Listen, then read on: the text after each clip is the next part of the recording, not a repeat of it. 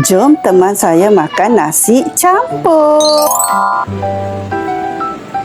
Tempat yang saya makan ni restoran Man Ayam Kampung, Bandar Sarjana Putra. Kedai ni banyak cawangan. Ni salah satu cawangan dia dekat Selangor. Banyak variety makanan ada kat sini. Makanan pun sedap. Kena dengan cita rasa saya. Kuah daging gulai kawah tu memang sedap lah. Dia pedas light-light. Boleh lagi lah saya makan. Saya ni jenis tak makan pedas. Ni boleh makan yang ni sebab dia pedas light-light je. Sambal kacang ikan bilis dia tu, sedap lah. Tak pedas mana lah. Boleh makan untuk orang yang tak makan pedas macam saya ni. Harga dia sangatlah berpatutan. Anak saya makan pun habis. Rasanya anak saya makan gulai ayam dengan gulai telur pun sedap. Saya dah cuba. Pedas light-light juga. Korang makanan yang saya ambil ni sedap semuanya. Okey, korang sambut tengok saya makan ya.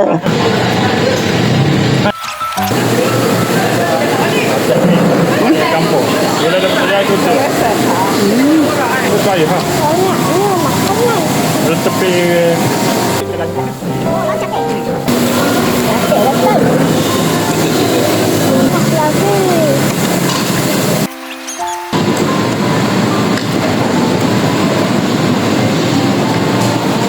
Ni kan? putih. Bawa sak ni. Bawa sak ni. Dah, dunia merah dah. Makan dah ha. Pernah makan dah. Jangan lupa subscribe, like, komen, share video ini. Terima kasih.